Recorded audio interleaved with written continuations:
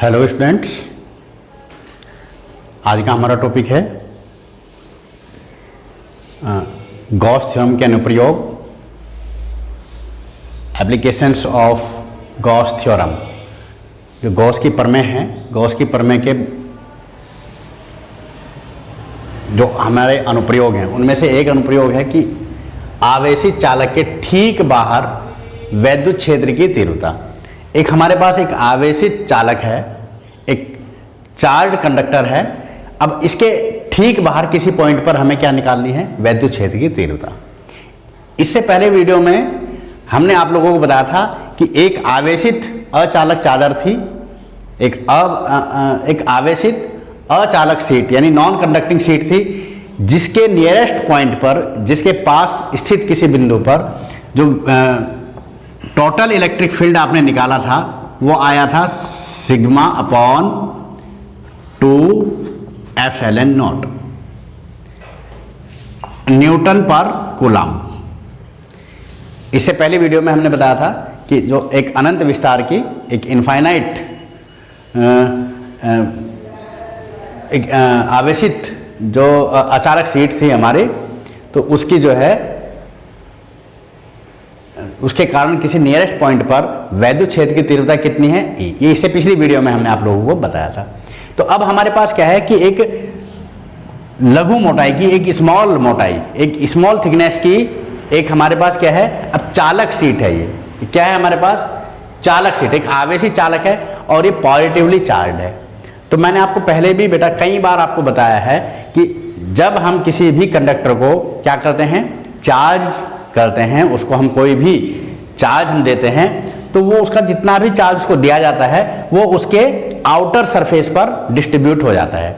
उसकी बाहरी जो सरफेस है, बाहरी जो परत है, उस पर समान रूप से वितरित हो जाता है और उसके बीच में कुछ भी आवेश नहीं रह जाता। उसके बीच में जो आवेश है वो शून्य हो जाता है। तो जितना भी हमने आवेश इसको दिया है वो आवेश इसके बाहरी आउटर सरफेस पर फैल जाता है।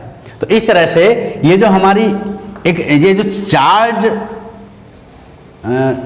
चार्ज कंडक्टर है हमारा, ये जो आवेशित कंडक्टर है ये दो समतल पृष्ठों में बटा हुआ हम मान सकते हैं, क्योंकि इसको जितना भी हमने चार्ज दिया वो दोनों जो बाहरी सरफेस है उन पर डिस्ट्रीब्यूट हो गया बराबर रूप से। तो इस तरह से इसकी दो समतल पृष्ठ, प्लेन सरफेस इसकी बन गई। एक को हमने 1 कह दिया, दूसरी को 2, और इसमें इक्वल रूप से डिस्ट्रीब्यूट हो गया पॉजिटिव चार्ज। ये पॉजिटिवली चार्ज है और ये दोनों इसकी साइडों पर जो है बराबर रूप से वितरित हो गया। अब चूंकि एक शीट है तो माना इस पर जो क्या है? Charge surface density, charge surface density कितनी है? सिग्मा। और सिग्मा को आप क्या कहते हैं? Q अपॉन A कहते हैं। ये दोनों तरफ हो गई। तो अब हमें इस शीट के कारण इसके बाहरी किसी बिंदु पर P की वैल्यू हमें निकालनी है। तो अब देखिए अब इसमें क्या है कि देखिए शीट नंबर 1 के कारण, जो इसकी साइड 1 है, इस 1 के कारण इस पर P पर कितनी इलेक्ट्रिक फील्ड होगा? E1 होगा। उसकी डायरेक्शन क्या होगी? बाहर की ओर होगी, शीट के परपेंडिकुलर बाहर की ओर, क्योंकि पॉजिटिवली चार्ज है ये। अगर नेगेटिवली चार्ज होती तो इसकी डायरेक्शन इसके शीट के परपेंडिकुलर अंदर की ओर को हो जाती। इसी तरह से शीट 2 के कारण जो P पर जो इंटेंसिटी होगी, जो इलेक्ट्रिक फील्ड होगा, वो कितना होगा? सपोज E2 है, उसकी भी डायरेक्शन किधर को होगी? शीट से बाहर की ओर, शीट के परपेंडिकुलर होगी। तो अब आप जानते हैं कि किसी भी आवेशित, जो भी चार्ज शीट होती है हमारी, आवेशित शीट के कारण जो टोटल इलेक्ट्रिक फील्ड होता है उसके नियरेस्ट पॉइंट पर वो क्या होता है? Sigma upon 2f(ln0). इस सूत्र से हम उसको कैलकुलेट करते हैं। अब शीट 1 के कारण समतल पृष्ठ 1 के कारण P पर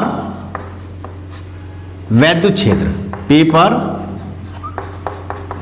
वैद्युत क्षेत्र कितना हो जाएगा, E1 is equal to sigma upon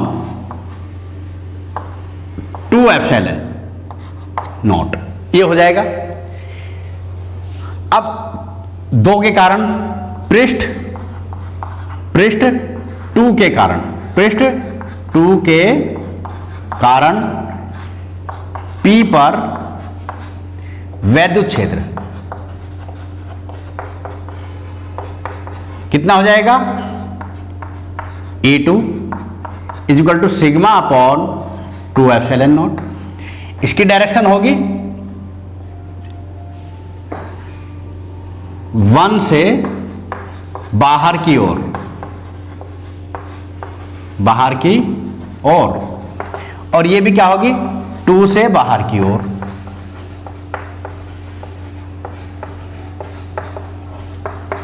electric field का डायरेक्शन से बहुत, इलेक्ट्रिक फील्ड में डायरेक्शन का बहुत महत्व है, तो ये किधर को होगी, इधर को होगी।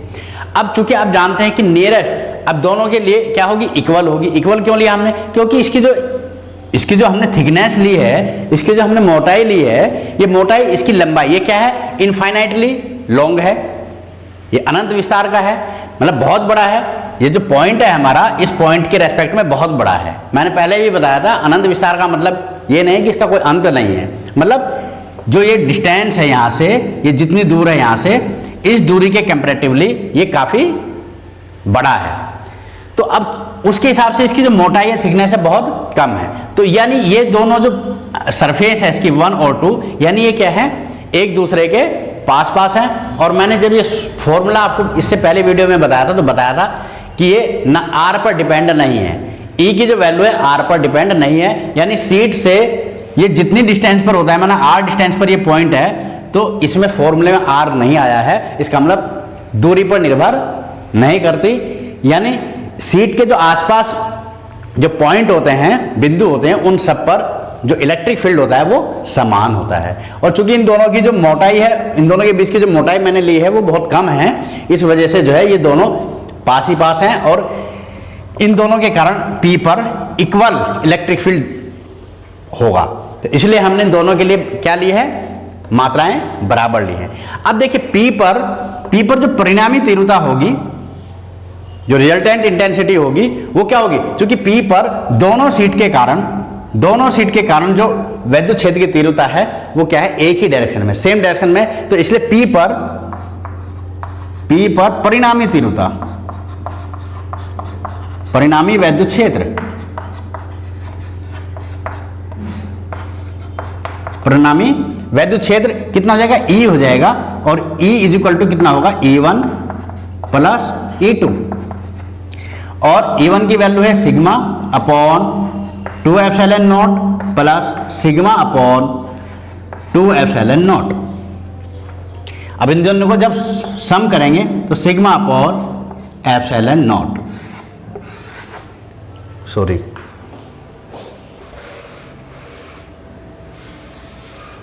ठीक है, ये आ गया। तो यानी इस कंडीशन में E की जो वैल्यू आई, वो E की value I sigma upon epsilon not, कितने न्यूटन प्रति कूलम।